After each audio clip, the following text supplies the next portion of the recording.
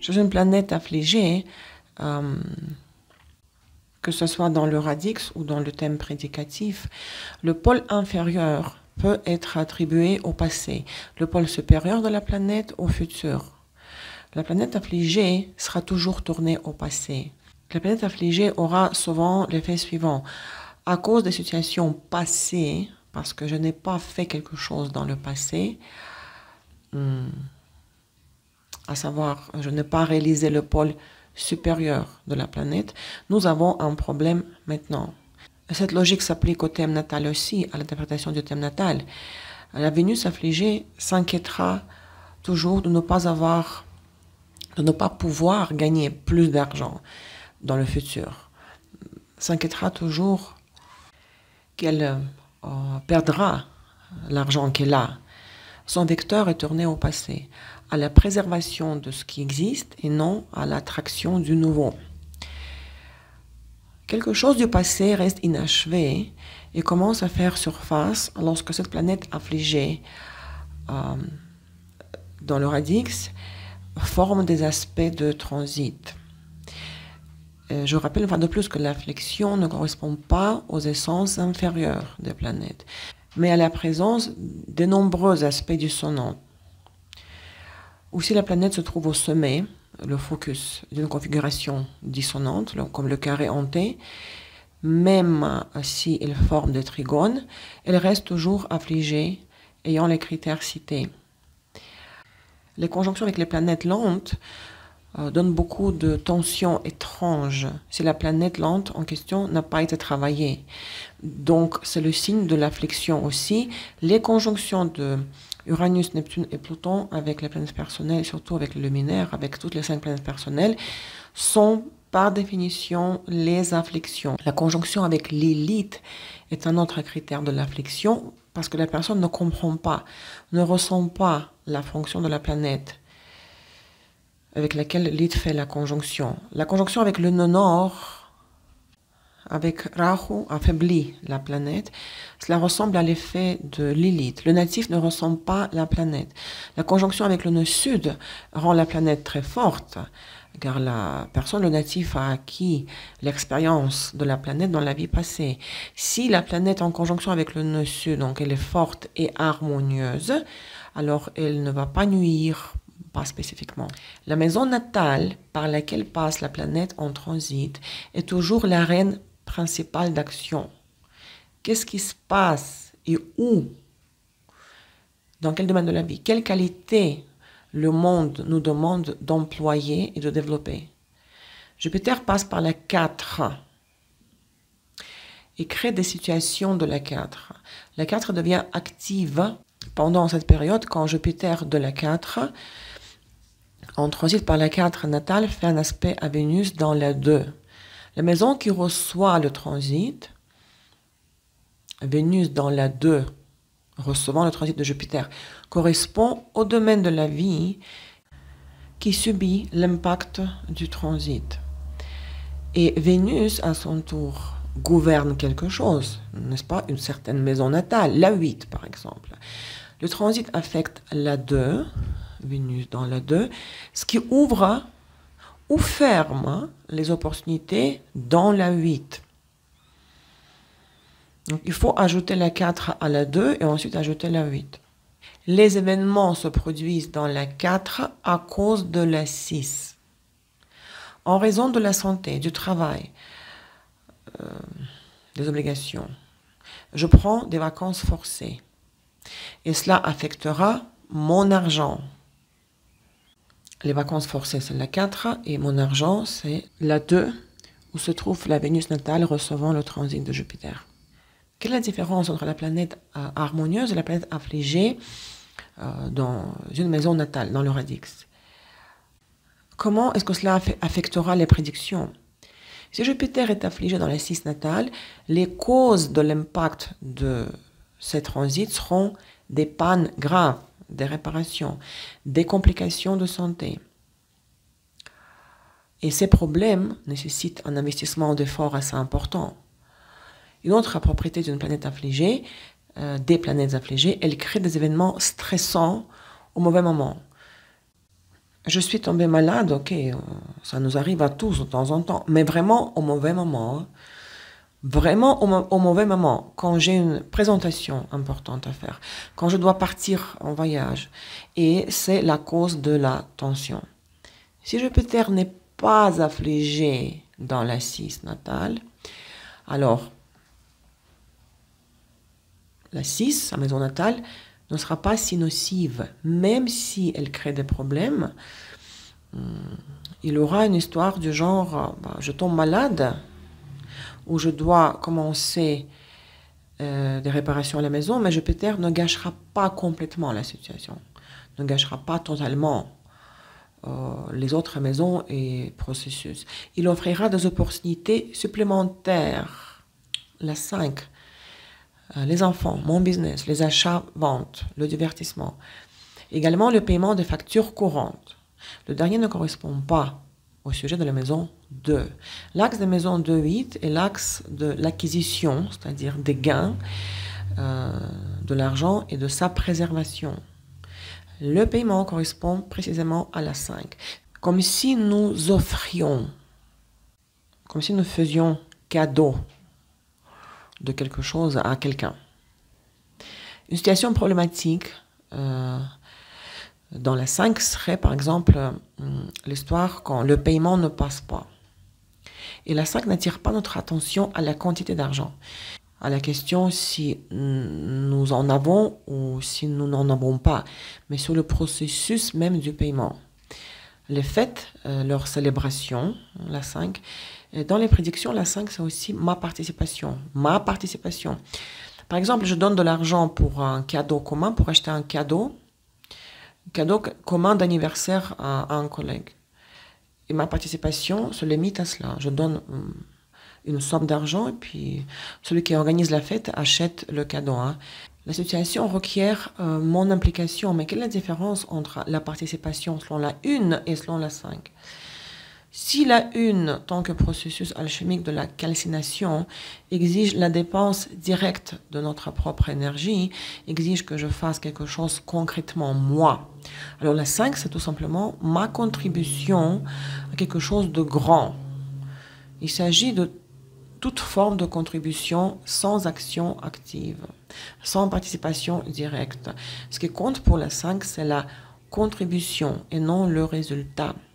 La 12, à cause de plusieurs choses problématiques, à cause du prix, de la tricherie, du manque d'information, de la crédulité, de ma charité, de mon aide, de mon cœur généreux, de ma tolérance, des illusions, etc.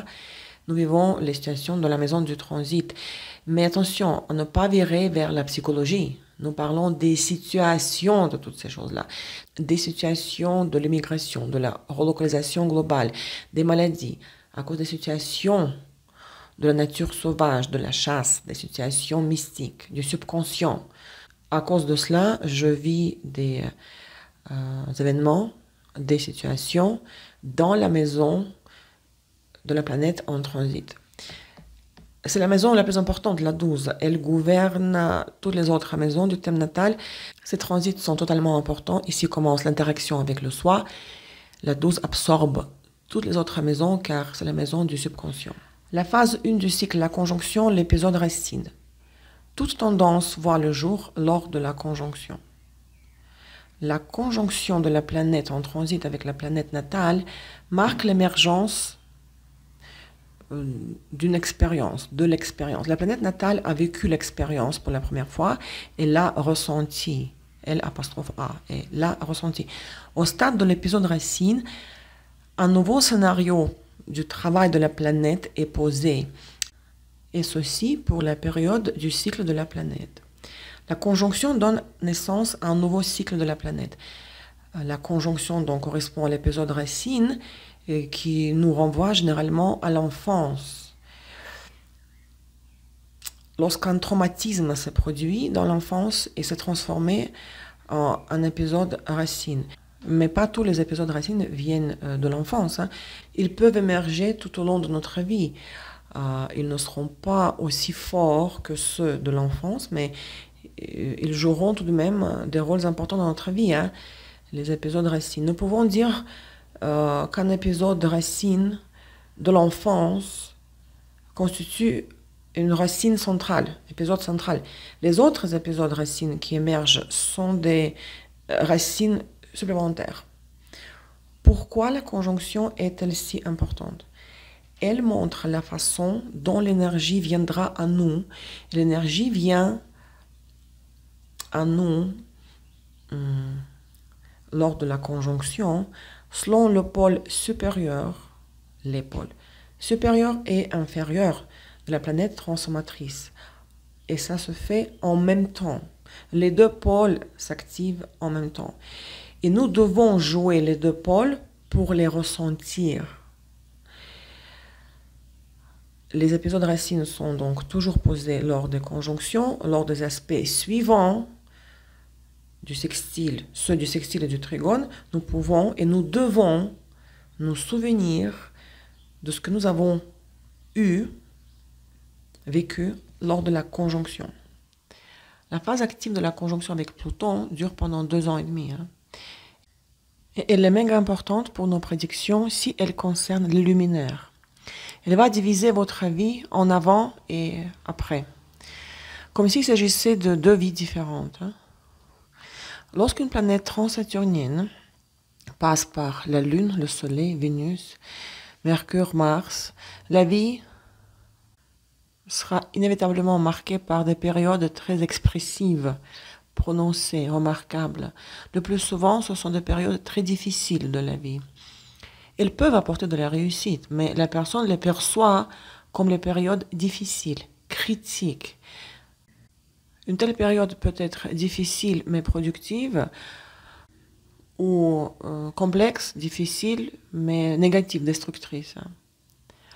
Si la planète lente est affligée dans le radix, ce sera une période difficile et très négative. Ces intervalles de temps, les périodes des conjonctions de planètes lentes sont d'une importance majeure. Elles déterminent en principe la suite de votre vie. La suite de votre vie dans le domaine de la planète qui a reçu la conjonction avec la planète lente. Si vous avez posé une tendance négative lors de la conjonction, alors vous serez amené après l'aspect, après que l'aspect restait derrière déjà, à faire recours à une thérapie pour essayer de transformer cette tendance négative pour trouver des avantages, même dans ce négatif, que nous avons posé lors de la conjonction. Les transits de Pluton sont douloureux, de la même façon que le sont ceux de Neptune et d'Uranus. Et le dernier est la planète de dépression, Uranus. C'est une planète froide. Uranus dévaste tout, remet tout à zéro. Tout perd son sens. Neptune, lors de la pause des nouvelles tendances, déstabilise. Vous ne sentez pas le sol sous les pieds. Il conjoint la Lune. Tout dans la vie de la personne devient instable, vacillant. Au premier regard, tout n'est pas aussi terrible, mais en même temps, tout ne va pas à merveille non plus. C'est comme si on était assis sur un tonneau de poudre. Si Uranus se met à créer un vide, ça veut dire que nous devons vraiment nous vider et ne pas chercher à compenser le vide. Uranus a conjoint la Lune. La personne doit vraiment s'éloigner de la profession, de tout. Et elle aura accès à une source de nouvelles idées. Uranus a conjoint le Soleil. Videz vos objectifs. Supprimez vos « je veux », les buts, les rêves, les désirs. La tâche des aspects d'Uranus est de vous démontrer que tout dans le monde, que tout dans ce monde n'est qu'un vide et que tout dans ce monde sera réinitialisé tôt ou tard. N'importe quel cycle, que rien ne dure éternellement. Tout est un vide ou le vide jusqu'à ce que nous nous retrouvions nous-mêmes. Mais cela nous donne la possibilité de créer et de concevoir quelque chose de nouveau. Pendant la période de la conjonction Neptune-Lune, il ne faut pas se poser ce genre de questions. Commence tout simplement, fais le premier pas, immerge-toi dans le processus, ne fais pas de lien logique, n'analyse pas, et plus tard tu comprendras si ce métier doit être le tien ou pas. La même chose, on dira au sujet de la conjonction Neptune-Soleil. Il ne faut pas fixer d'objectif. Il ne faut fixer aucun objectif élevé. Commence par des petites choses, avec des choses simples, avec des petites choses conscientes de la vie. Chaque planète lente, lors de sa conjonction, nous enseigne que ces pôles inférieurs n'existent pas. Uranus dit qu'il n'y a rien d'éternel, qu'il n'y a pas de soleil. Neptune, qu'il n'y a rien de logique, de durable, qu'il n'y a pas de Mercure. Pluton enseigne qu'il n'y a rien de stable et de confortable, il n'y a pas de Vénus et de Lune. Uranus s'est conjoint à Mars. Pendant cette période, toute notre expérience, toute mon expérience que j'ai vécue selon la fonction de Mars, commencera à se réinitialiser et tout ce que je faisais auparavant peut toujours fonctionner, mais ne me donnera plus la satisfaction. Cela commencera à me prendre plus d'énergie. Uranus dit, vide ton Mars, recule, ne fais rien, contemple, donne-toi le temps pour contempler. Neptune conjonction Mars. Apprends à faire appel à l'intuition lors de toute activité. Apprends à agir plus en douceur. Va au-delà des cadres, des règles. Active ta pensée la plus créative. Pluton conjonction Mars. Va au-delà des limites de l'énergie. En fait, c'est ce dont parlent tous les intervenants, les speakers, les orateurs, les formateurs, les coachs de vie, la psychologie positive, que vous êtes capable de réaliser beaucoup plus que vous ne le pensez, que vous êtes bien plus qu'un être humain. Il n'y a pas de limite, que vous pouvez tout. Tout cela est vrai, mais cela se manifeste lors des conjonctions des planètes transgénérationnelles avec les planètes personnelles. Je parle des transits ici. Leurs conjonctions nous y conduisent de manière très spécifique. Afin d'atteindre ce genre et ce niveau de résultat, il faut souvent avoir vécu ou vivre une expérience marginale. Du point de vue de la psychologie, lorsque nous nous tournons vers l'expérience de quelqu'un d'autre, c'est à ce moment-là que nous pouvons obtenir des autorisations, selon le principe du trigone. Par exemple, nous avions l'habitude de penser que nous ne pouvions pas charger nos clients pour nos services en dollars américains, parce que personne ne paierait en dollars, soi-disant. C'est ce que nous pensions. Mais tout à coup, nous trouvons des formateurs ou des coachs qui facturent leurs services en dollars et nous obtenons la permission de le faire. Le trigone donne souvent un tel effet. C'était vraiment possible de faire des choses de cette façon? Je ne l'aurais jamais imaginé. La personne reçoit des insights en anglais, des révélations intuitives. Il faut intégrer la planète en transit dans la planète natale recevant le trigone. Mais avant cela, il est indispensable d'observer comment les autres le font. Une série d'actions est nécessaire, la période d'une série de l'intégration. Le trigone peut poser le problème suivant. Si nous essayons de faire quelque chose nous-mêmes, nous ne pourrons jamais trouver la bonne solution. Nous voulons augmenter les ventes, mais nous ne comprenons pas comment y parvenir. On utilise notre propre expérience et ça donne certains résultats, mais pas ce que nous voulons. Nous souhaitons augmenter les ventes de 50%, mais elles n'augmentent que de 30%. Une autre propriété du trigone, tant dans les prédictions que dans l'astrologie natale, est qu'il donne souvent l'effet du plafond de verre, du plafond en verre. La personne s'investit de toutes ses forces, elle essaie de réinventer la roue, au lieu de voir que quelqu'un l'a déjà fait, et au lieu de prendre simplement cette roue pour elle-même. Elle s'agite, s'active et se heurte au plafond de verre et n'arrive pas à comprendre ce qui se passe. Elle constate qu'elle obtient certains résultats, mais elle n'arrive pas à les renforcer, à aller au-delà de ces résultats, à les doubler.